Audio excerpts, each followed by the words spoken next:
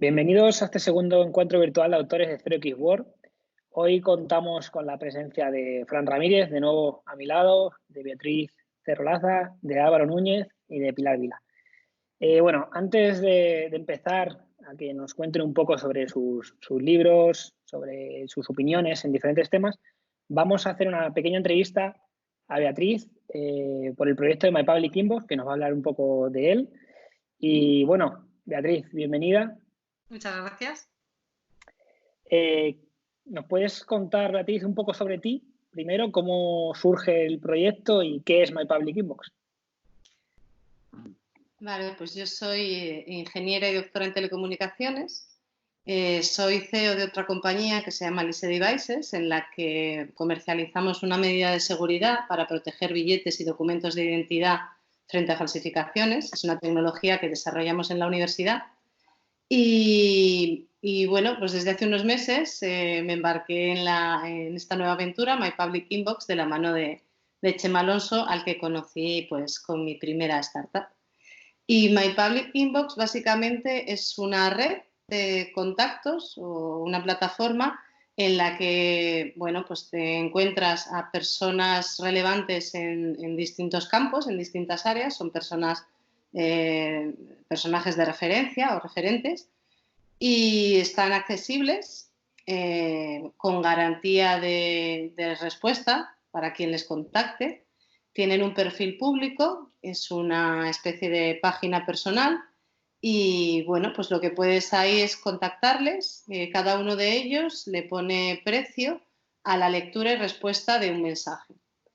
Y bueno, pues lo que pretendemos es ofrecer diferentes ventajas tanto a esos perfiles públicos como a quien quiere contactar con ellos. La principal ventaja para los perfiles públicos pues es que pueden gestionar mucho mejor esos contactos no solicitados que habitualmente reciben por todo tipo de canales disponibles, ya sea redes sociales, en público, por privado, a su email personal, su email de trabajo, incluso algunos por WhatsApp.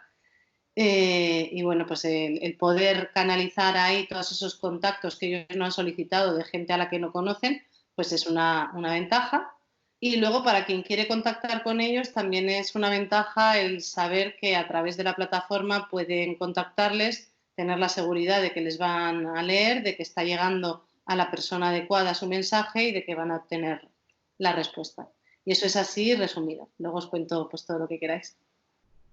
Perfecto. Pues, a ver, Beatriz, en la sociedad que vivimos, ¿cómo crees que manejamos nuestro tiempo? Sobre todo las personas más tecnológicas. Pues de hecho, My Public Inbox surgió un poco por eso, porque lo que nos dimos cuenta en alguna caña y algún café hablando Chema y yo, era, bueno, pues es un perfil muy que se ciñe muy bien a lo que definiríamos perfil público en My Public Inbox. Y bueno, pues él recibía del orden de 50 a 100 mensajes al día, pues por Instagram, por Twitter, por Facebook, por email, de gente a la que él no le había pedido que le escribiera y se daba cuenta de que dedicaba mucho tiempo al día simplemente a la lectura de esos mensajes, aunque no respondiera a todos. Y bueno, hablando un poco de eso, nos dimos cuenta de que yo tengo varios colegas de la universidad, de mi promoción, con los que sigo en contacto, muchos de ellos en grandes empresas y a veces de broma, pero con bastante verdad de trasfondo. Muchas veces les digo que su trabajo consiste en responder emails, porque se pasan la vida respondiendo emails y yendo a reuniones para fijar fecha para otras reuniones y para mandar emails después de la reunión.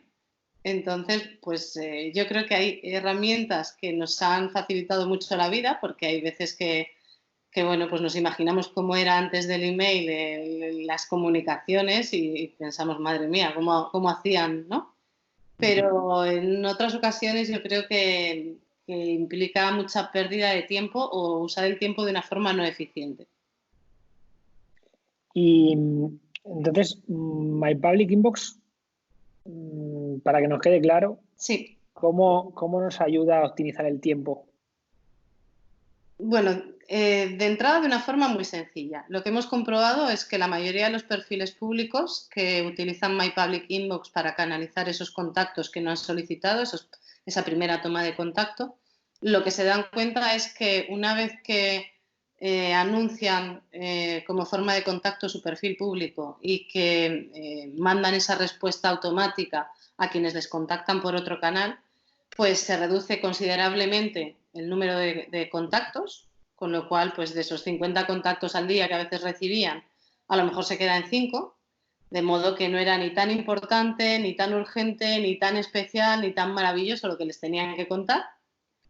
Y luego lo que nos hemos dado cuenta también es de que los mensajes que llegan ya suelen ser mensajes de calidad. O sea, suelen ser mensajes con una propuesta más seria, con una invitación formal, pues a lo mejor a ser conferenciante en un evento o a participar en un libro, cosas así, bueno, pues que ya hace esa criba que se habían dado cuenta muchos de los perfiles públicos de que en ocasiones habían perdido oportunidades de negocio o de trabajo porque entre tanto mensaje pues se perdía o lo leían ya tarde o había llegado a la bandeja de spam o simplemente pues no habían reparado en ese mensaje que a lo mejor era el interesante. Bien, y bueno, en esta situación que estamos ahora tan difícil y tan especial, me gustaría que nos contaras, bueno, yo conozco el proyecto y conozco la campaña, pero que nos contaras al resto un poco la campaña que desde My Public Inbox o habéis lanzado para aportar el granito de arena, ¿no? en la lucha del COVID-19. Sí. Bueno, pues en My Public Inbox, bueno, lo que hemos hecho es, nos hemos dado cuenta de que algunos de nuestros perfiles ya utilizaban la plataforma como un canal más para desarrollar su actividad profesional, es decir, bueno, pues igual que utilizaban Skype, algunos a lo mejor para terapias o para asesoría, pues My Public Inbox es un canal más. Y lo que nos hemos dado cuenta es de que en estos momentos en los que no se puede viajar, no se puede visitar a la gente, no se puede uno desplazar y no puede salir de casa, pues es una alternativa que realmente está funcionando muy bien en ese sentido.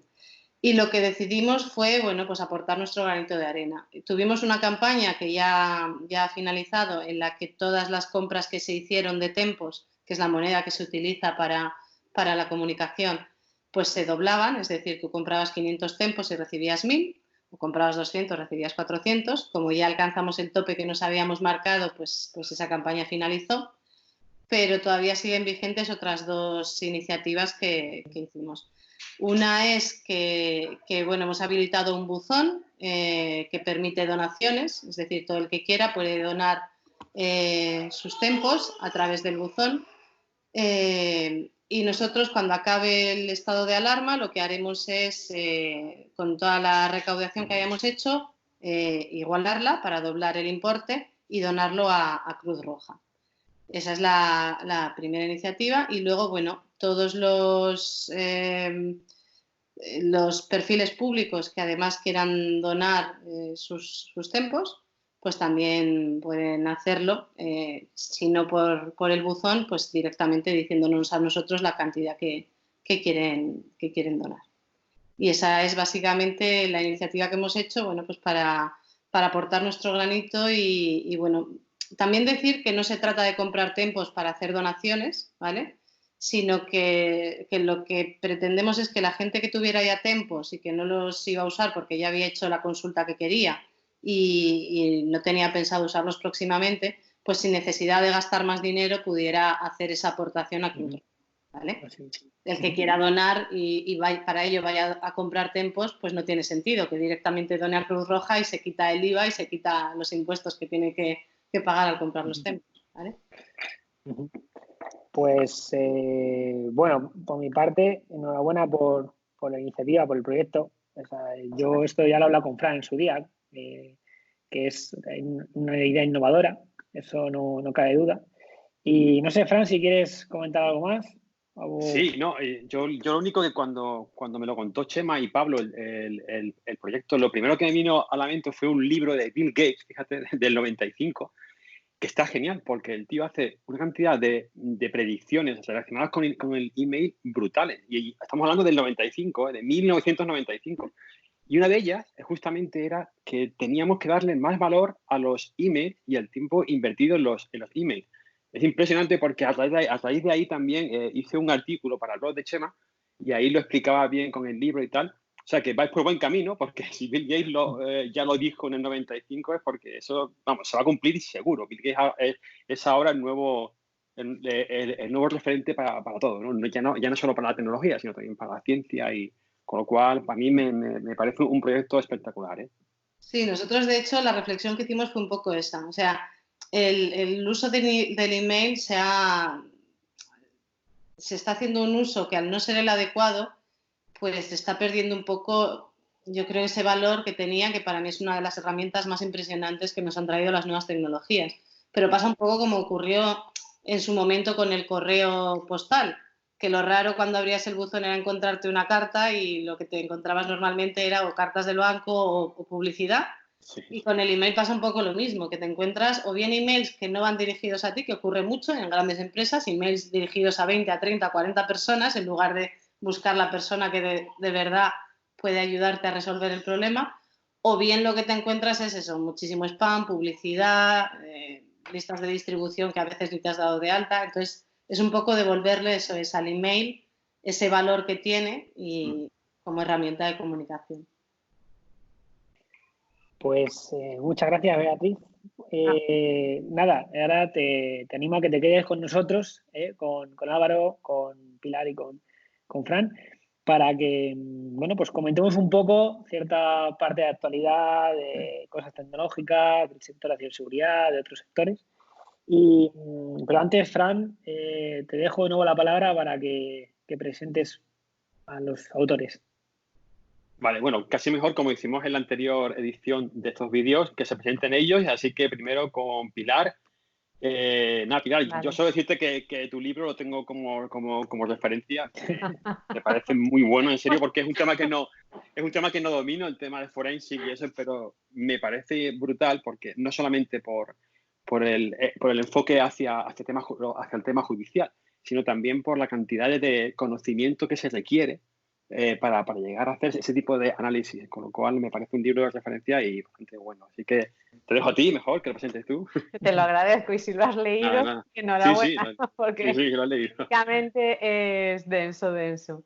Bueno, a ver, yo ya llevo años como perito, a raíz de eso monté una empresa. Pues, por ejemplo, hace 10 años la verdad es que no había muchas periciales, ¿no?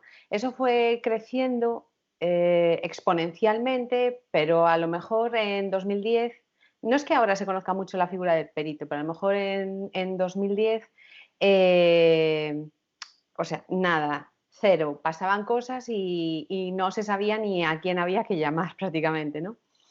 Y eso fue creciendo hasta ahora que, bueno, ya se conoce mucho más la figura del perito, ya se utiliza mucho a nivel judicial y claro, esto técnicamente se nos está complicando mucho el trabajo porque las compañías ya con las actualizaciones a veces nos cambian de sitio las cosas y también que la complejidad de, por ejemplo, cifrados por hardware, por poner un ejemplo, ¿no? A los investigadores también nos dificulta mucho el poder acceder a los datos. Entonces, bueno, de lo que era el mundo del peritaje hace 10 años ahora ha ido evolucionando mucho y esto seguirá evolucionando. Yo siempre digo que tengo suerte porque yo no soy de las que tiene que romper contraseñas, ¿no? Porque a mí si mi cliente me da algo, me tiene que dar la contraseña o el passcode, lo que sea. La policía y la Guardia Civil son los que tienen estas complicaciones normalmente para acceder a la información. A mí esas cosas solo me pasan en la competencia desleal. Si hay un trabajador cabreado, ¿no?, que se va de la empresa y lo deja todo protegido con otras contraseñas.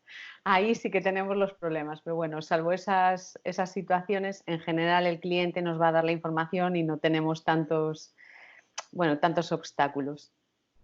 Se me ha ido un poco la idea de lo que me habías preguntado, Fran, perdona. Yo me puse aquí a hablar. No, lo siguiente, un poco que nos cuentes sobre tu libro, la experiencia de hacerlo, un poco cómo fue el proceso, A ver, o el sufrimiento en con este caso, no sufrimiento, sabemos. es decir, que fue un sufrimiento. Porque a mí me pareció muy fácil inicialmente. como yo suelo dar formación y tenía muchísimo material de la formación que daba, yo dije, va, tengo aquí un amplio espectro de documentación, de muestras, de máquinas que yo tenía creadas, etcétera, que usaba para los cursos. Entonces pensé que lo iba a hacer muy rápido y la realidad fue que no.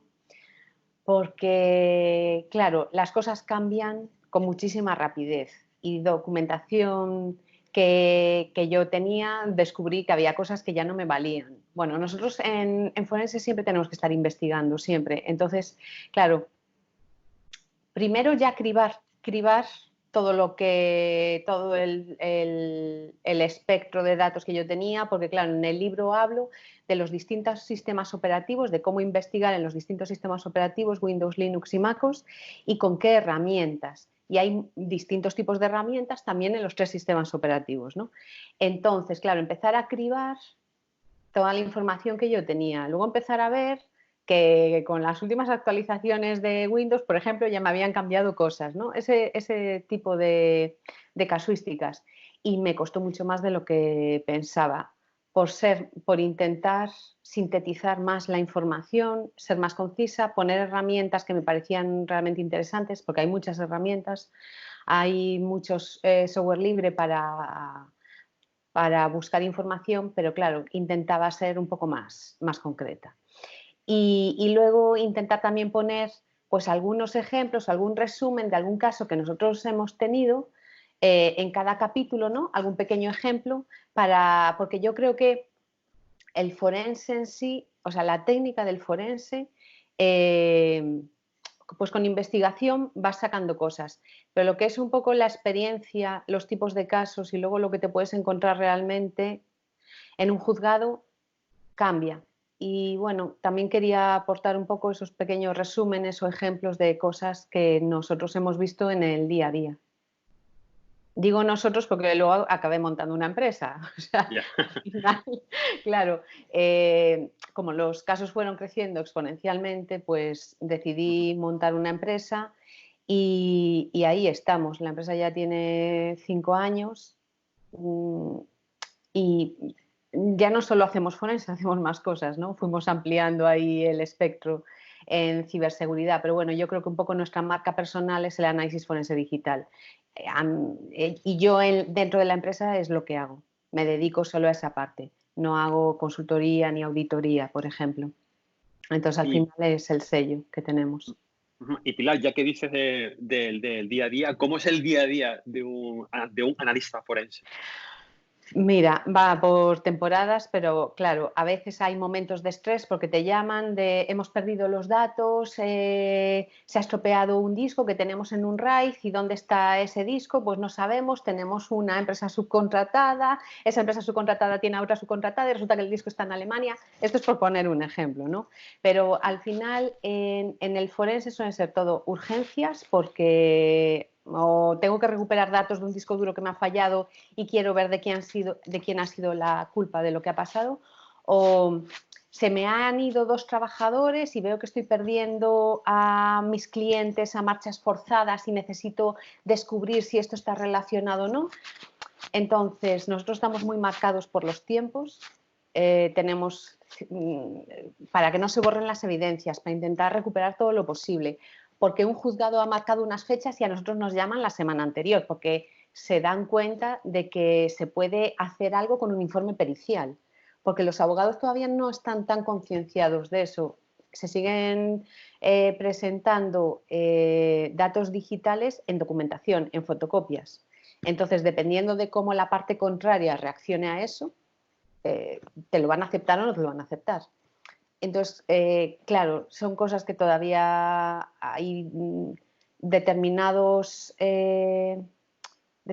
tipos de abogados que a lo mejor son más de la antigua escuela, todavía están empezando a ver ahora toda la parte digital y todo lo que se puede demostrar con la parte digital. Pero bueno,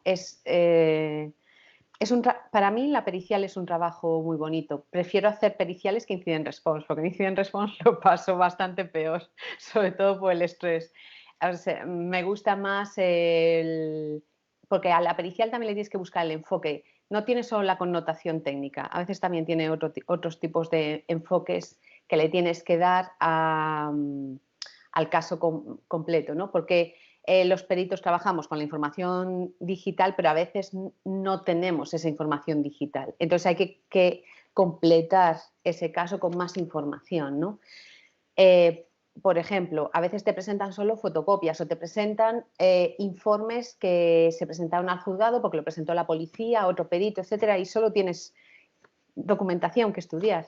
Pero a lo mejor dentro de esa documentación pues puedes completar el caso buscando pues información referente a un teléfono o a un email que aparece ahí, no sé, añadiendo más luz a los datos que te están presentando. Entonces hay muchas casuísticas, muchas posibilidades. Aún dentro, por ejemplo, es que yo siempre hablo de competencia desleal porque a nivel de empresa el 80% de los casos que llevamos es competencia desleal, pero competencia desleal por parte de gente de dentro, siempre. Aunque en algún caso sí que ha habido implicación por parte de la competencia, normalmente ha sido gente de dentro. Incluso en ese tipo de casos nunca nos encontramos las mismas casuísticas ni los mismos elementos a estudiar. Depende. Pero bueno, nosotros, claro, ahí trabajamos con todo tipo de dispositivos, desde el portátil del comercial, el teléfono móvil, la tablet, los ordenadores que se usaban en el departamento de ingeniería para diseñar los planos. Claro, ahí hay millones de opciones, depende del caso. En particular el mayor tipo de casos son estudio de móviles, conversaciones de WhatsApp, básicamente. Eso a nivel particular es lo que más se pide. Y también recuperación de datos. Bueno, y en empresa también mucha recuperación de datos y estudio de dónde está la fuga de información. Luego hay más casuísticas, pues plagios, por ejemplo. Bueno, otro tipo de problemas con estafas. Hay mucha estafa al CEO.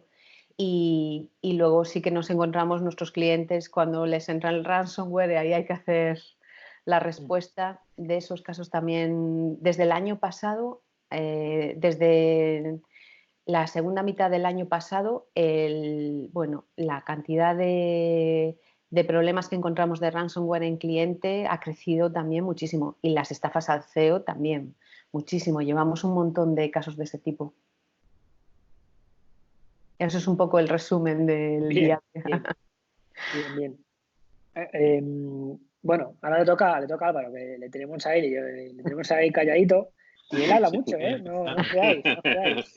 Sí. Álvaro está ahí callado, pero luego se suelta y cuidado.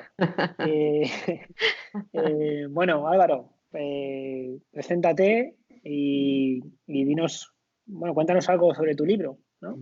Vale, sobre el libro que he visto que ya Zale tiene ahí preparado, ¿vale? Aquí ya tengo la copia aquí preparada también, ¿vale? Arduino para hackers, POC and Hack Just for Fun. Bueno, este libro que hice junto a Alexandra, la verdad es que también nos costó bastante tiempo el realizarlo, pero al final, bueno, cuando haces el trabajo terminas contento, ¿no? Y sobre todo de que esté publicado algo de Arduino en un sector relacionado con la ciberseguridad. ¿Qué vamos a encontrar o qué tenemos en el libro? ¿Qué es lo que suelo estar hablando aquí? ¿De qué estamos comentando?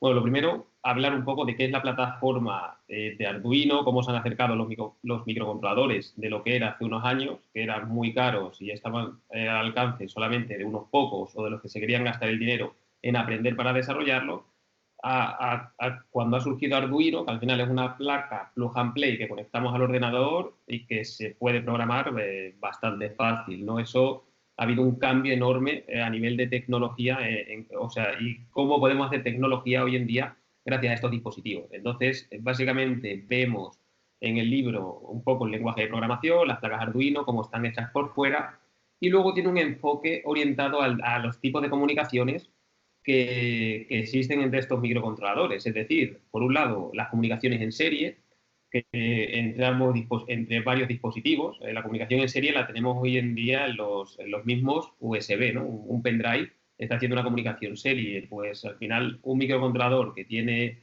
información y puede realizar operaciones se puede comunicar con otras placas para intercambiar datos. Y no solamente a través de un cable, como sería el serial, sino a través de radiofrecuencia, a través de NFC, a través de Internet, ¿vale? Todos estos tipos de comunicaciones que pueden realizar las placas y también orientado a la parte de ciberseguridad. ¿Cómo lo hemos juntado? Por ejemplo, hablando de comunicación en serie, hacemos el proyecto del Raverdaki hecho con microcontroladores, que al final es un teclado automático. El teclado es comunicación serie con el ordenador. Se va a comunicar con el ordenador a través de un USB o bien un USB que mediante radiofrecuencia esté mandando la señal de las teclas, ¿no? Al final es información que se está transmitiendo de un dispositivo a otro.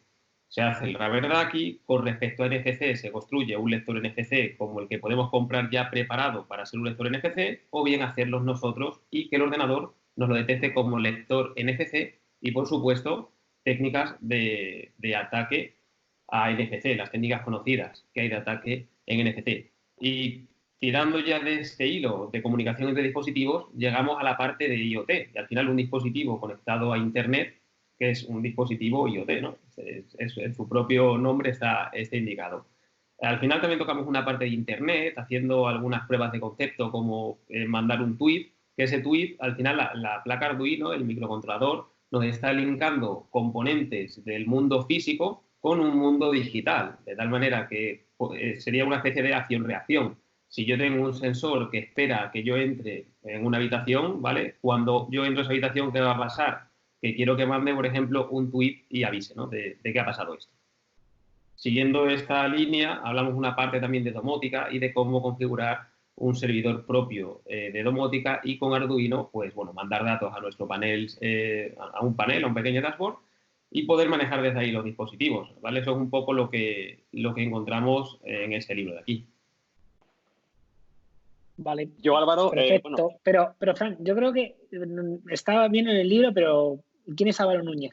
Te ha faltado, ¿no? Se han presentado Beatriz, se ha presentado Sí. Pilar. Vale, bueno.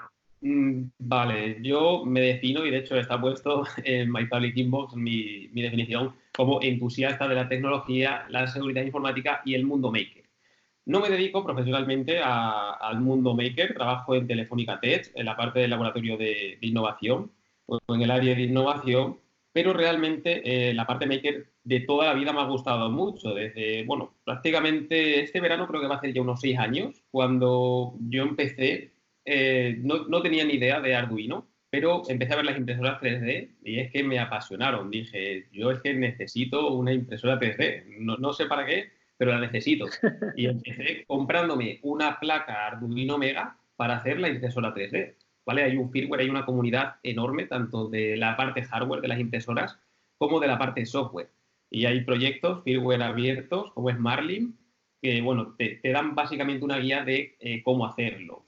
Y pues nada, empecé a tirar, me gustaba mucho esa parte, me gustaba mucho cacharrear, porque con Arduino tenemos una doble enseñanza. Por un lado tenemos la enseñanza de circuitos, la enseñanza del hardware, ¿no? De aprender cómo va la corriente. Tenemos una parte de circuitos que también viene muy bien para aprender, por ejemplo, robótica. Y luego, por otro lado, el desarrollo de software. Entonces, bueno, juntas dos mundos y empecé ahí. Y actualmente, pues bueno, maker en mi parte libre, ¿no? Y en todo lo que pueda aportar a la... Bueno, también lo has incorporado en algunos proyectos. Sí, en la medida de lo posible. Sí, por eso. Vale, Fran, perdona, ¿qué querías comentarle a Álvaro? No, nada, solamente decirte eso. Bueno, tú sabes que yo estaba en Estados Unidos trabajando un tiempo y he ido como a 4 ferias maker de la revista Make, y me he alucinado en Brooklyn, era algo impresionante. Eso se echa de menos aquí en España. Aquí no hay eventos como... Hay muchos de ciberseguridad, pero tanto los Hackspace como lo que es los eventos maker, yo no veo ese movimiento, ¿no? Falta algo, ¿no, Álvaro? ¿Tú qué opinas? Sí, es verdad. No se conoce aquí en España tanto como eso, ¿no? A ver, esa feria gigante, la organiza Make, ¿vale? Que es la revista de referencia del mundo maker. Y es verdad que aquí en España no está tan extendido. Hay gente muy buena, hay perfiles de gente que lleva mucho la parte de hardware libre y apoya este tipo de movimientos. Pero en cuanto a lo que tú comentas, Fran, de feria, es verdad que aquí en España no hay ese movimiento, ¿no? Uh-huh. Se echa mucho de menos eso, ¿eh? Sí. Bien. Pues yo quería lanzaros una pregunta a los 4 realmente. Fran también puedes participar perfectamente. Sobre el tema de la enseñanza, sobre la enseñanza actual, si vosotros creéis que es fácil entrar, por ejemplo, en vuestros sectores, ¿no?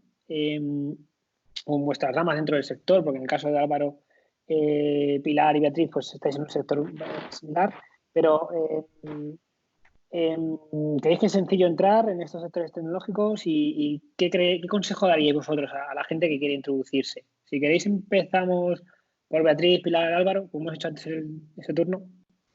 Bien. Vale, pues a ver, preguntas muchas cosas en una sola pregunta. En cuanto a la educación, yo sí que creo que cada vez es más fácil el acceso a carreras a lo mejor tecnológicas, sobre todo si hablamos un poco algo que se está comentando mucho últimamente y es las vocaciones femeninas en STEM, en ciencia y tecnología, ingenierías y demás.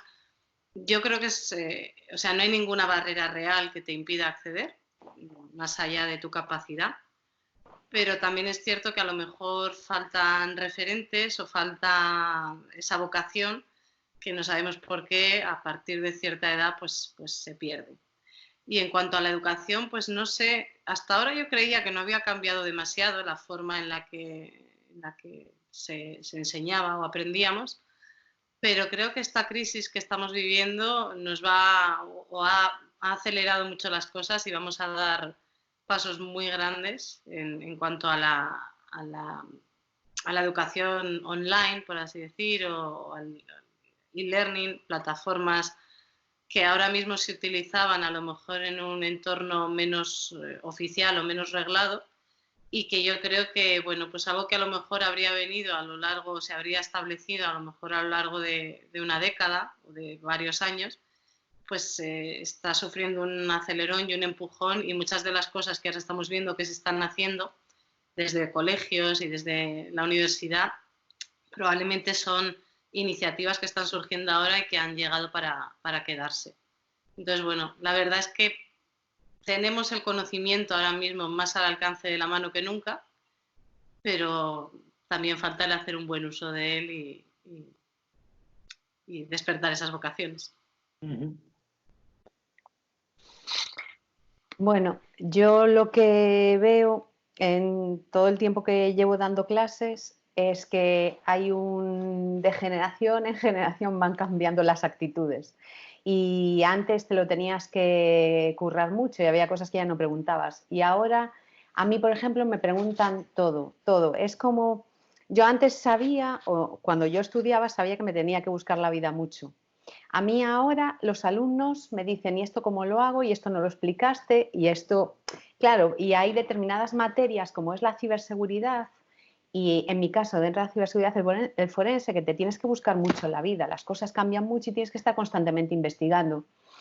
Y lo que veo es eso, que o es vocacional y ya te sale el investigar, porque te sale todo, porque tienes ese feeling con la materia que estás estudiando y te gusta y te vuelcas, o si no, te lo tienes que currar mucho, mucho, para que llegara a compensar esa no vocación, ¿no?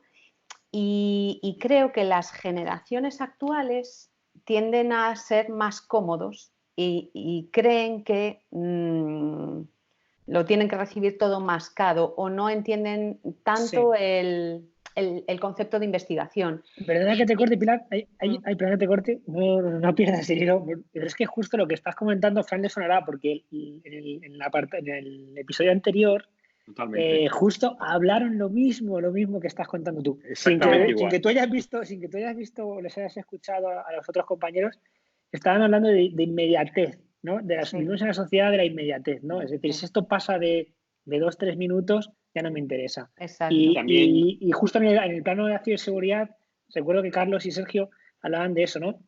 De que en el mundo de la seguridad es una especialización por encima de muchas cosas donde hay una base muy importante. Entonces, si tú directamente no tienes esa base, no quieres adquirir esa base, directamente vas al objetivo, al final te quedas por el camino, ¿no? Y perdías la motivación y claro. Justamente es muy interesante porque justo me he recordado hace unos días cuando hablamos con ellos. Perdona que te he cortado, pero era justo porque... Claro, y yo creo que estamos en un sector que la experiencia te da un plus, o sea, los libros están muy bien y nosotros al escribir un libro damos bases técnicas de lo que a nosotros nos ha servido, porque estoy segura que otros peritos no usan las mismas herramientas que yo. Y la experiencia es la que a cada uno les sirve para poder discernir, para ver más rápido por dónde pudo entrar esto o cómo puedo solucionar este problema, ¿no? Si queremos la inmediatez de la que ahora parece que es lo que todos queremos, ¿no? Esa inmediatez, es imposible, porque la experiencia te la da el estudio, el ver qué está pasando aquí, el dedicarle horas al trabajo. Y no es solo dame la herramienta que yo saco el informe, porque le he dado aquí al botoncito que pone report, ¿no? Entonces, claro, creo que nuestro sector no es ese tipo de sector. Nosotros estamos siempre estudiando, siempre estamos aprendiendo, siempre estamos buscando. Entonces, claro, si además no tienes vocación, se complica más la cosa. Y creo que hay mucho nervio, ¿no? En las generaciones actuales. Es como eso, lo quiero ya y quiero solucionarlo ya y eso no es posible. Esto pasa por currártelo mucho, estudiar mucho y aún con la experiencia, yo aún puedo decir que tengo casos muy complicados, aún con la experiencia que tengo y que les tengo que dedicar muchísimo trabajo. Entonces, claro, esto es siempre estar buscando y siempre saltando obstáculos. Entonces, creo que hay que tener eso presente si te quieres dedicar a algo dentro del ámbito de la ciberseguridad. Sí, es lo que decía Pablo, es la base y también la falta del background, ¿no? De que le falta como una base técnica muy grande. Tú no puedes ir directamente a saber hacer un SQL injection si antes no sabes manejar SQL, por ejemplo. Exacto. ¿no? Cosas así que son sencillas, Sí. pero que me he encontrado casos justamente de eso, de SQL injection sin saber SQL, ¿no? Es curioso. Sí. Y que yo creo que tienes que tener ese feeling, ¿no? Con lo que estás haciendo. Y en ciberseguridad creo que todos los que estamos en esto lo sentimos, ¿no? Tenemos pasión por lo que hacemos. Entonces, por eso digo, vale, yo creo que también te puedes dedicar a esto sin que te encante, pero que le tienes que poner horas y horas y horas para que esto pueda seguir adelante. Y no existe la varita mágica. Y porque le preguntes al profe, oye, o dame tú esta ISO, o búscame tú esto. Sí, mira, hay una cosa que les digo siempre en las clases es, bueno, yo lo hago aquí y está todo bien, ¿no? Todo sale, o sea, viene preparado también, ¿no? Viene todo ahí masticado, ya son años también. Sí. Y entonces a mí me sale y es todo fácil. Y además te dicen, no, me parece fácil. Y dices, bueno, eso creo que es bueno. Que te parezca fácil, creo que es bueno porque creo que lo has asimilado. Pero hasta que ellos no se ponen, les digo, esto no vale nada si tú no llegas y luego lo pruebas. O sea, tienes que ponerte tú con tus máquinas virtuales, con tus contenedores, con lo que sea. Exacto. Y tienes que probar, porque es que si no, no vas a adquirir ese conocimiento en algo tan sencillo como, vale, yo puedo ver a una persona hacerlo y te puedes quedar un poco con la idea, pero hasta que tú no te enfrentas al problema, tienes un problema, vale la redundancia, ¿no? Claro. Así que es interesante la reflexión. Álvaro. Bueno, pues yo con respecto a la enseñanza actual y si es fácil entrar, me voy a referir, por cambiar el tema, antes de entrar tanto en ciberseguridad, volviendo a los microcontroladores, y por destacar cómo ha evolucionado la tecnología y cómo la ha puesto al alcance de cualquiera. Como he dicho antes, antes un microcontrolador estaban en las prácticas de la universidad, donde se daba, y te valía $100 un kit, de tal manera que los estudiantes de ahí hacían esperas, ¿no? Se metían en la lista de espera para el aula donde podían hacer las prácticas con la materia de la universidad. Al final, gracias a proyectos, por ejemplo, como Arduino, un profesor de la Universidad de Ibria de Italia, y también se unieron 2 españoles y el otro no me acuerdo dónde era, pero bueno, se unieron 4 personas, ¿no? Se empezó a hacer el proyecto más grande, decidieron cambiar eso, ¿no? Y se cambió la tecnología, es decir, no tiene nada que ver cómo se hacía tecnología antes a cómo se hace hoy en día. Yo creo que en ese aspecto ha evolucionado todo mucho, ¿no? Se ha hecho todo mucho más simple. De hecho, hoy en día se puede aprender programación mediante bloques, ¿no? Tenemos Scratch, podemos aprender programación. Y esto, Fran, no sé si tú lo sabrás, pero creo recordar que en Estados Unidos, ya desde los colegios, no es que les esté enseñando programación como a lo mejor a nivel de Python o JavaScript o algo así, pero sí que tienen una especie como de pensamiento, ¿no? De programación, ¿no? A los niños, digamos que en los colegios ya les dan como esa manera, ¿no? De resolver los problemas para que en un futuro se pueda... No sé si te suena a ti algo de esto. Sí, me suena. De hecho, es una aproximación lógica que hacen, una asignatura parecida a esa, pero es que después también tienen sus talleres propios donde tú eliges, por ejemplo, el taller de debate, el taller de tal, pues también tienes el taller de programación como una parte obligatoria, ¿no? Qué bueno. Pues sí, se echa de menos eso, se echa lo de la programación y también se echa de menos algo del tema de hablar en público. Esto no tiene nada que ver, pero son dos asignaturas que la tienen obligatorias allí y que aquí no sé por qué, no se da. Sí, pero yo creo que en España, Álvaro, yo creo que en España ya hay bastantes colegios, creo, yo tampoco soy un experto porque no tengo hijos, ¿no? Pero yo creo que hay bastantes colegios que sí que desde pequeños les están metiendo temas de Scratch y les están empezando a aplicar la lógica. Hablar en público no lo sé, pero eso sí, igual no sé qué tipo de colegios, pero sí que sé que hay, bueno, no sé, Pilar, Beatriz, si podéis añadir algo de sobre esto, pero sí que en España sí que hay también una serie de asignaturas que se están dando desde jovencitos, en temas y utilizan Scratch. Claro. Ya os digo que no sé deciros en qué tipo de colegios. Aquí en Galicia, por ejemplo, si desde el Colegio de Ingeniería Informática se dan, porque tiene acuerdos con la Consejería de Educación, sí que se han dado el módulo de Scratch en colegios por toda Galicia, pero siempre como algo, como una actividad extraescolar, no dentro del colegio. No conozco si hay colegios que lo han metido dentro de su plan de estudios. Yo, a ver, creo que no forma parte de, como dice Pilar, de las materias o de la memoria pedagógica obligatoria, por así decir, pero sí que es cierto que cada vez hay más talleres o más actividades extraescolares enfocadas a ello.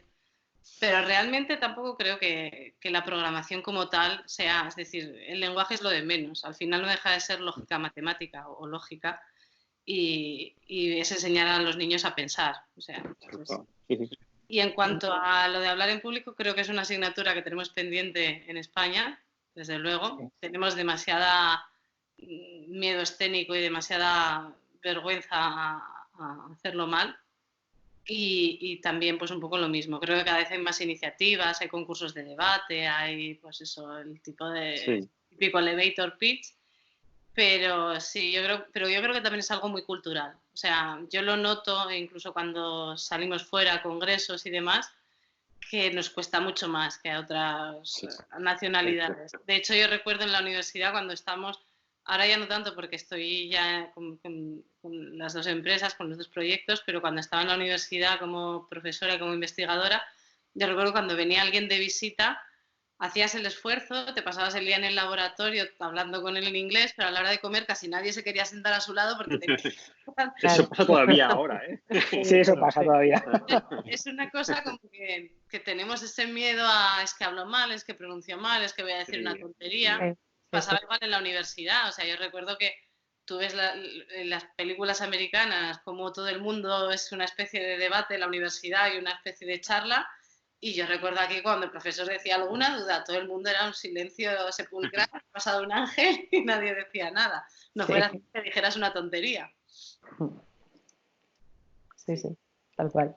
Bueno, pues cambiando un poco de tema, hay dos temas que quiero proponeros, no sé por cuál empezar. Por un lado tenemos, Fran, elige tú, tenemos la inteligencia artificial, sobre un poco bueno, ya sabes, qué pensáis sobre ello, qué aplicaciones le veis, tanto presente como en futuro. Ese es un tema, o si queréis que saquemos primero el tema del emprendimiento, que yo creo que es algo que, por supuesto, teniendo a dos personas emprendedoras como vosotras aquí, y bueno, nosotros que los tres somos también fieles a apoyar el emprendimiento, ¿no? Yo creo que los tres, en este caso, somos así, pero bueno, vosotras dos que tenéis esa experiencia, también es un tema que queremos tocar. Entonces, elige tú, Fran, no sé, el que tú quieras. Yo antes de elegir voy a decir que yo compilaba en C con un monitor en fósforo naranja. En modo texto. O sea, que a mí que no vengan ahora. Que no, tía, además no había internet. Fran, yo también. Yo soy muy viejo ya. Yo también. Ahí lo dejo, ¿eh? Yo te entiendo, sí. Madre mía. Pues no sé, Pablo, ¿te parece lo de la IA, ¿no? Que es el tema que está más de moda, ¿no? ¿Cómo lo veis? ¿Cómo creéis que va a impactar en vuestro sector concreto, en vuestro mundo, ¿no? A ver quién quiere empezar. A ver, yo os puedo hablar como totalmente ajena, o sea, para nada experta, pero sí que tengo algún experto cerca, en concreto mi hermano. Pues se dedica a la inteligencia artificial, también es teleco, también hizo la tesis, pero bueno, se fue hacia esa rama. Estuvo 6 años en Estados Unidos, en Washington, luego en Londres y ahora está de vuelta en España. Y yo creo que la imagen que tenemos los no expertos, pues igual no se hace muy bien la divulgación, es como esa imagen de apocalíptica o de miedo, de va a sustituir a las personas. Y yo recuerdo que me decía mi hermano hace poco, decía, mira, llevo un mes intentando enseñarle a la máquina, que porque se dedicó en su momento a imagen médica, me decía que identifique en una ecografía el cráneo de un bebé, dice, a ti en una mañana te puedo enseñar a distinguirlo, dice, lleva un mes y todavía no distingue bien. Entonces tampoco es esa imagen que nos venden como que las máquinas se van a rebelar contra el hombre y nos van a sustituir, pero sí que creo que son herramientas muy potentes que a lo mejor no se hace bien la comunicación a la sociedad, la capacidad, y que desde luego no se están utilizando bien, porque yo creo que, por ejemplo, estamos viviendo un caso en el que se podía haber hecho uso de la inteligencia artificial. Igual estoy diciendo una tontería, pero a lo mejor este escenario que estamos viviendo de casi la mitad del planeta encerrado en casa y tomándose medidas tarde y mal, a lo mejor se podía haber mejorado la situación que estamos viviendo. Posiblemente sí. No sé el resto qué opina, pero posiblemente sí. Es más, cuando nos hablan de los modelos y de la evolución de la pandemia, etcétera, lo que están utilizando al final son modelos de inteligencia artificial. Entonces, está en uso, o sea, es una herramienta, una tecnología que se está haciendo uso de ella y puede que se hubiese podido hacer uso para una prevención o una alerta, pero también yo creo, pero bueno, esta es una opinión personal, que las alertas han estado ahí, ¿no? Y Claro, bueno, claro. no se ha reaccionado a tiempo. Sí, estoy de acuerdo. O sea, yo creo que está ahí la herramienta, que probablemente ha habido muchos avisos, pero que el problema es que no se hace un uso adecuado, que al final el factor humano está ahí y por mucho que tengas inteligencia artificial y por mucho que se avise, si no se toman las medidas adecuadas, pues... Pero creo que es un claro ejemplo en el que a lo mejor haciéndose un buen uso de la inteligencia artificial podríamos estar en una situación mucho menos drástica o mucho menos extraña como esta que estamos viviendo. Pero fíjate, si no se le hace caso a la OMS, ¿cómo se va a hacer caso a un programa, no? Entonces, Totalmente. ese es el problema, claro, es complicado. Sí, También sí. entra el problema de los datasets, ¿no? Porque cada vez son más grandes, Claro. siempre ese es el punto débil de Machine Learning, ¿no? Sí. Que hace falta datasets, es un tema también complejo, sí. Sí. Bueno, Pilar y Álvaro, no sé si tenéis alguna opinión sobre ello, sobre cómo va a impactar, por ejemplo, a Pilar se lo vamos a poner un poco más fácil. ¿Cómo va a impactar la inteligencia artificial en el mundo de la ciberseguridad? ¿Cómo ha impactado? ¿Cómo puede ayudar? ¿Cómo puede poner las cosas difíciles? También puede ser un poco por ahí. Y Álvaro, te lanzo la pregunta para que la vayas pensando. ¿Cómo puede o cómo va a impactar o cómo impacta la inteligencia artificial en el mundo maker? Pues si conoces algún tema que contar. Pilar. A ver, yo creo que ya hay software que utiliza técnicas de inteligencia artificial para detectar APTs. Creo que va a ser van a marcar un cambio y el software de detección de malware, ataques, etcétera, el mejor va a ser el que lleve parte de inteligencia artificial y ya en el mercado se nota, no quiero decir marcas, pero bueno, creo que ya hay cierta diferencia en ese tipo de software y va a ser muy necesario. ¿Qué pasa? Que la parte de los malos también va a utilizar la inteligencia artificial seguro para perfeccionar sus ataques, pero creo que al final, bueno, siempre estamos metidos en una guerra y hay que utilizar todas las armas. Pero desde luego va a marcar una diferencia. Antes nos contabas lo de la estafa del CEO, que es una de las estafas que más ocurren en vuestro día a día como analista forense. Entonces, Fran te puede contar, ¿no? Pues, o yo te puedo contar el proyecto un proyecto que nosotros presentamos junto con nuestro compañero Enrique Blanco en varios congresos de seguridad, en el que mostrábamos una estafa del CEO diferente. Lógicamente, es una evolución de lo que puede llegar a ser con tecnología que era capaz de recrear el vídeo de una persona que no es esa persona, pero que aparentemente es esa persona. Por ejemplo, el vídeo más típico que podéis encontrar es el de Obama, ¿no? El del falso Obama, que le escuchas y le ves y dices, es Obama. Nosotros hicimos un ejemplo con Chema Alonso, ¿no? En el que pues salía Chema y hablaba como Chema, además, ¿no? Que era lo más impactante. Es decir, una inteligencia artificial que habíamos enseñado a hablar como Chema, y una inteligencia artificial que era capaz de generar esos frames de ese vídeo de Chema. Sí. Y entonces esta estafa del CEO lo que mostrábamos era un poco, pues en vez de mandarte un correo electrónico pidiéndote dinero, suplantando a un CEO de una organización, lo que hago es mandarte un audio o mandarte el vídeo con el audio, oye, y te sale el CEO hablando y te dice, oye, al contable de la empresa tienes que enviar esta cantidad. Claro, el impacto ya de primeras es brutal, ¿no? Porque lógicamente esto no creo que evolucione por ahí. O sea, no creo que haya que luchar contra eso, aunque bueno, yo creo que o ciertas empresas lo que ven es que el verdadero riesgo puede ir a cómo afecta a la reputación empresarial un vídeo de un CEO hablando o diciendo ciertas cosas que realmente ese vídeo no existe, ¿no? No es real. Sí, totalmente.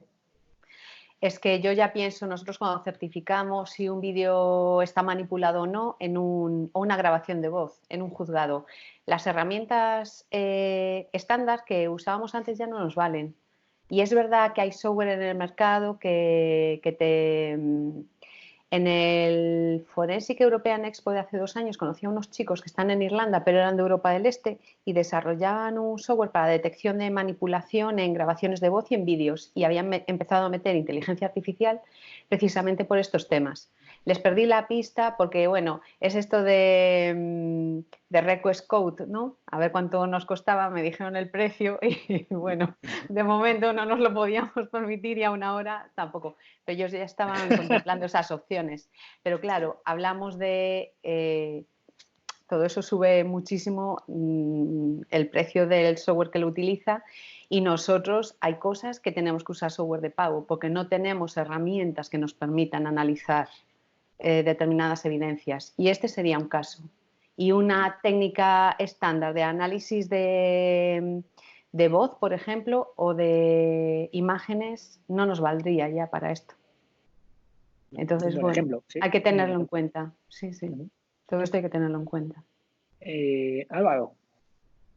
Bueno, inteligencia artificial aplicada a Maker, yo lo tiraría más quizás por la rama de IoT, ¿no? Porque al final el Maker hoy en día, ¿qué hace? Te coge sensores y la gran mayoría de microcontroladores de hoy en día ya tienen conectividad a Internet, incluso los hay híbridos, ¿no? Mitad que se conectan por Wi-Fi, mitad por Bluetooth. Yo creo que quizás pueda ir un poco más por ahí, ¿no? Ya no a lo mejor en el propio dispositivo, sino en la implementación y en los protocolos que estos trabajen. Yo qué sé, imaginemos a lo mejor para alguna utilidad, para el sector, por ejemplo, del campo o algo así, y que a lo mejor sí que te pueda predecir en base a los datos que ha ido capturando de otros años o de otras cosechas, que a lo mejor con esos datos no se pueda llegar a trabajar. Yo creo que puede ir por ahí un poco, ¿no?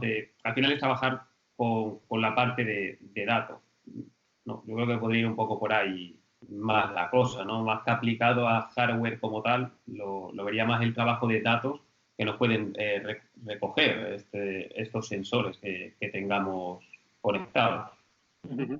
Aún así, ahora sí que hay también algunas formas de exportar cierta IA o cierto machine learning a algunos dispositivos. No Arduino, porque Arduino se queda un poco corto, pero con las Raspberry Pi, por ejemplo, está TensorFlow Lite, o también puedes lo que puedes hacer, que es lo que hemos hecho nosotros, es coger, enseñar el modelo, como por ejemplo en el Disable Machine de Google, exportar de ahí el modelo en TensorFlow Lite, importarlo después en la Raspberry Pi, con lo cual todo el cálculo gordo se lo has dejado a Google, que te ha hecho el modelo, y tú exportas solamente ya lo que es el modelo entrenado, y así se abre un mundo también de aplicaciones IoT en dispositivos un poquito más complejos, no Arduino, pero sí Raspberry Pi, por ejemplo, no es.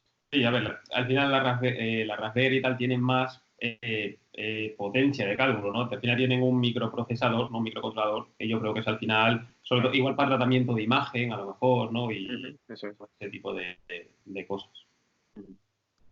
Vale, pues si queréis, y ya para finalizar, entramos en la parte del emprendimiento. Es un tema que teníamos que tocar en este episodio, porque teniendo a Pilar y Beatriz, pues era casi de obligatorio. Nada, simplemente hablarnos un poco de cómo os dio por emprender, que yo creo que es muy interesante para que la gente conozca un poco vuestro caso. Aunque bueno, Pilar antes lo ha comentado bastante. Y no sé, un poco problemas que habéis tenido a la hora de emprender y recomendaciones que daríais a los nuevos emprendedores.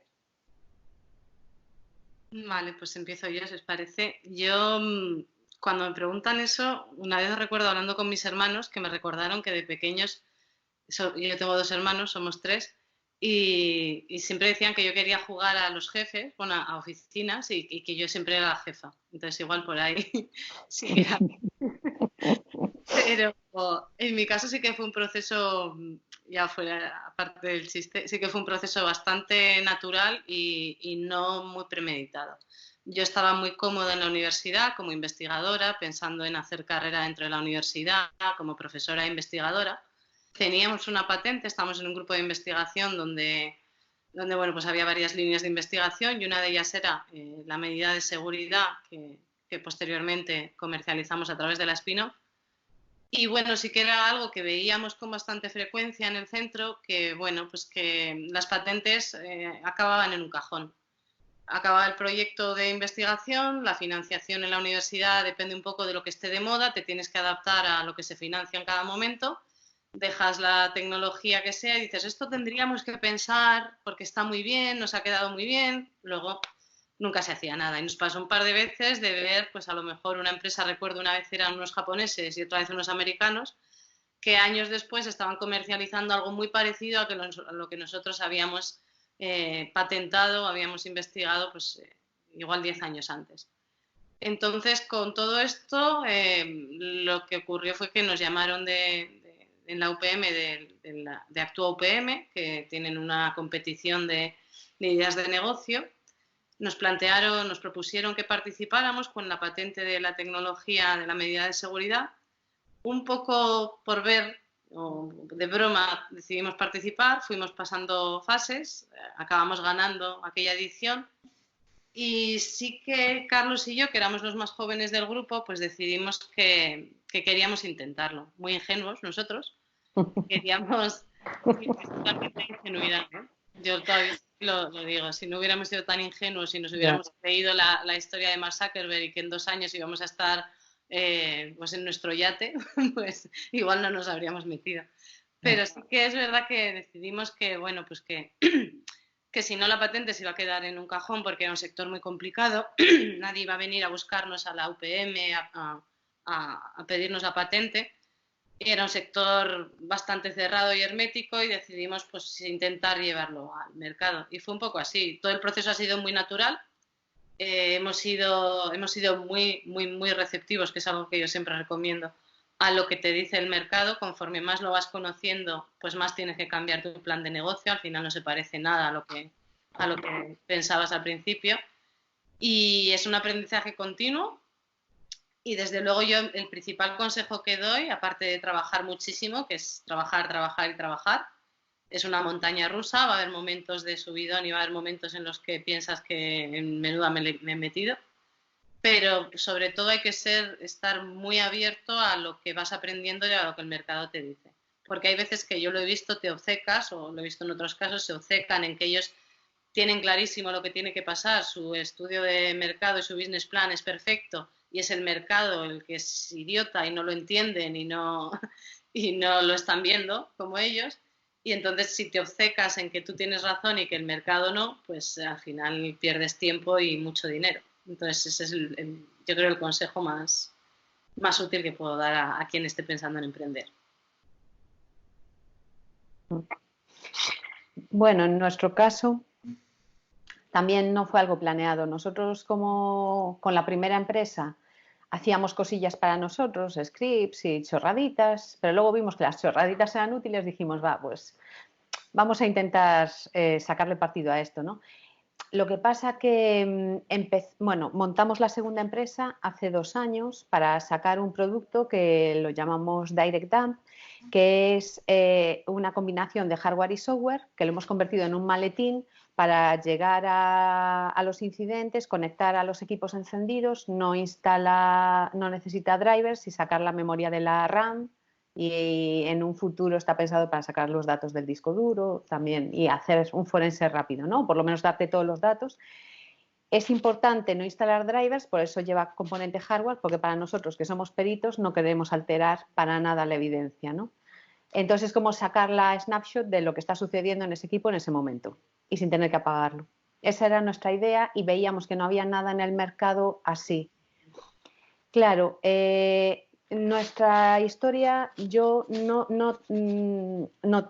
conocía mucho el mundo startup, entonces empezamos en una aceleradora gallega, una aceleradora horizontal, ¿no? Ahí estábamos equipos de muchos tipos, desde unos compañeros que hacían cerveza tradicional, otros chicos que hacían té orgánico, nosotros hacíamos el maletín forense, bueno, había otro equipo también de ciberseguridad, pero bueno, estábamos gente muy variopinta. Claro, entonces ahí pues tienes mentores, te empiezan a dar formación y yo intentaba seguir lo que me decían y creo que ahora ya tengo la suficiente experiencia como hacer lo que yo creo que debo hacer, no lo que debería hacer una startup, porque el modelo startup viene ya establecido para unos modelos que sí pueden ser muy rápidos porque son software, puramente software, sobre todo software sencillo, no complejo, que puede escalar rápido. Y yo me doy cuenta que nosotros nunca hemos encajado en eso, menos teniendo un componente hardware. Después de esa experiencia, bueno, ahí nos dieron financiación, unos préstamos. Gracias a esos préstamos hemos podido llegar a donde estamos ahora. Si no hubiésemos tenido ese paso, nunca hubiésemos llegado a este punto. Pero claro, ahora con mi experiencia, yo sí veo que yo hubiese hecho cosas a lo mejor de otra forma. El año pasado estuvimos en INCIBE. En INCIBE fue una experiencia súper positiva porque ya es una aceleradora vertical, ciberseguridad. Los contactos ya son muy específicos, los mentores también son, bueno, cosas más concretas. Ahí ganamos, que la verdad fue un subidón porque estábamos ya un poco...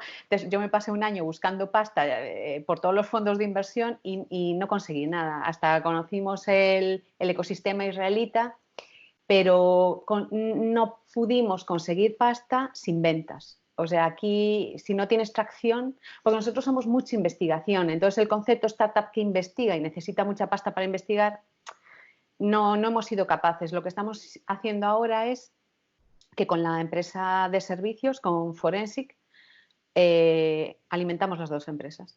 Y eso es como estamos trabajando, nos autoabastecemos. Yo ya creo que no encajamos en concepto estándar, estamos en otra línea y tenemos que buscar, y qué es lo que hemos hecho desde el año pasado, buscando otras opciones y manteniéndonos con nuestro propio dinero. O sea, una empresa al final, la de servicios, es la que nos genera los ingresos para poder crear producto e investigar. Porque bueno, claro, todo el mundo me decía también, bueno, a mí me hace mucha gracia, ¿no? Todo el mundo decía, no, el dinero está ahí fuera, es que los fondos, es que un CEDETI, un Neotec, y yo ya, pero es que luego empecé a investigar y empecé a mirar todos los tipos de ayudas que había, porque había muchísimas ayudas, pero resulta que vi que no teníamos músculo económico para aguantar esas ayudas. Porque muchas de esas ayudas te piden hacer un desembolso fuerte o tener ya unas condiciones económicas previas que no cumplíamos. Entonces, bueno, me fui llevando muchos chascos. Pero todo eso también me ha llevado a este punto. Quiero decir, estoy súper agradecida a todos los sitios por los que hemos pasado, toda la gente con la que he hablado, todos los nos que hemos recibido. Y bueno, estamos buscando otros caminos, simplemente. Pero es verdad lo que decías tú, Bea, esto no es en 2 años tengo un yate y como pasó con Facebook o cosas de ese tipo. el ecosistema, aparte no se pueden comparar ecosistemas, o sea, un ecosistema americano, un ecosistema israelí que mete mogollón de pasta desde el principio, no valora tanto la atracción, es un concepto distinto a lo que puede haber en, a mí me pasa un poco en España. A mí me pasa un poco lo mismo que a ti. Nosotros teníamos una tecnología que era algo físico, que era una patente, teníamos que montar una línea de producción, entonces no era para nada comparable con software o con una startup digital. Y de hecho nuestra aceleradora fue Wayra, entonces éramos el proyecto raro, rodeados de proyectos digitales y nosotros pues con un elemento muy chulo, muy visual, pero con una línea de producción, y en cuanto a ayudas, pues es cierto. Es cierto que te exigen, no es tan fácil como ir y pedir, pero en nuestro caso, por ejemplo, gracias al Neotec y a Dos Torres Quevedo, pues conseguimos sobrevivir esos primeros años sin ingresos. Entonces, bueno, sí es verdad que a lo mejor con tecnologías como la vuestra y como la nuestra, pues tienes acceso a una financiación que a lo mejor con otro tipo de proyecto ni siquiera eres candidato posible, pero sí, es largo y no es como la versión bonita y maquillada que te cuentan después. No, no. Y por eso, en proyectos como los nuestros, que son un poco diferentes, no podemos seguir el modelo del Lean Startup que todo el mundo te intenta vender. No, no, no, lee este libro. Pues no quiero ese libro. Porque yo cuando vea al que escribió ese libro, macho, Yo, joder. Pilar, me he quedado... También que básicamente cada vez que vas a pedir dinero, porque hay muchísimos foros, muchísimos eventos, y muchas veces tienes muchos inversores que luego resulta que no invierten. Nosotros nos costó conseguir la primera ronda de inversión. Y luego te pasa mucho que hay muchos organismos que efectivamente, como decías, invierten cuando tú ya no lo necesitas, básicamente. Claro. Entonces dices, es como, yo recuerdo uno de nuestros mentores que nos decía que lo importante era vender, la primera venta. Decía yo, hombre, pero ayúdame a hacer esa primera venta. Si claro. no. Es que cuando tienes que investigar, te vas a comer muchísimo tiempo intentando que el producto funcione. Entonces, claro, son proyectos con un riesgo muy alto y asumir ese riesgo es lo difícil. Que un inversor asuma ese riesgo. Creo que no. Bueno, yo vi que al final nosotros tenemos que hacer un camino distinto, que no es el de Lean Startup, y ahí estamos. Yo me he quedado con lo de la empresa de té orgánico. No sé cómo puedes lanzar una startup pero el té no es ya orgánico. ¿Qué idea tenías? Me he quedado con eso. Es broma. Pero es curioso. Debe ser una auténtica guerra y muy, muy complicado eso de sacar fondos y pelearte dentro de un acelerador también debe ser complicado, ¿no? Es difícil emprender, es complicado.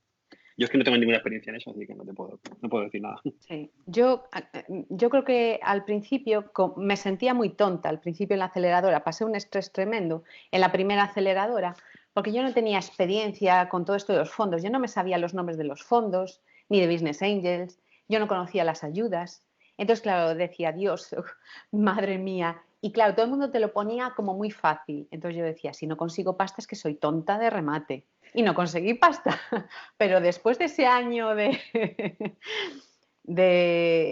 peregrinación, llamando a las puertas y no conseguir pasta, claro, luego empecé a ver, oye, nosotros no tenemos por qué seguir un modelo que está claro que no vamos a poder seguir, que no... También tenemos que ver nosotros en nuestro proyecto otras opciones, entonces ahí dejé de estar tan estresada, ¿no? Pero fue al principio...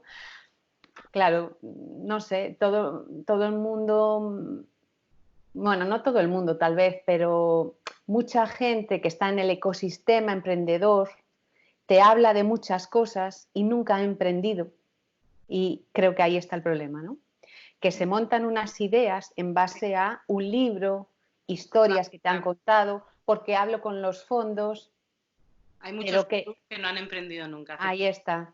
Y entonces creo que uno debe seguir su propio camino, buscar sus propias opciones, escucharlo todo, pero valorar bien si eso encaja en tu proyecto. Totalmente. Las apps de móvil siempre tienen éxito.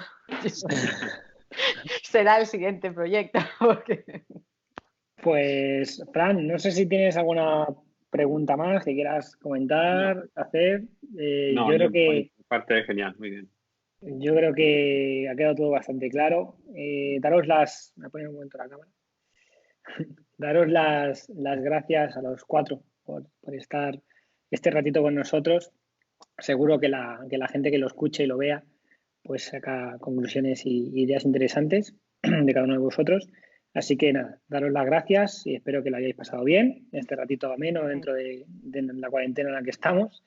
Y nos hemos despejado un poco, ¿no? Viéndonos. Y nada, daros las gracias y que paséis buena noche. Muchas gracias. Gracias. Gracias, muchas gracias. Vaya bien. Hasta luego. Chao. Hasta luego.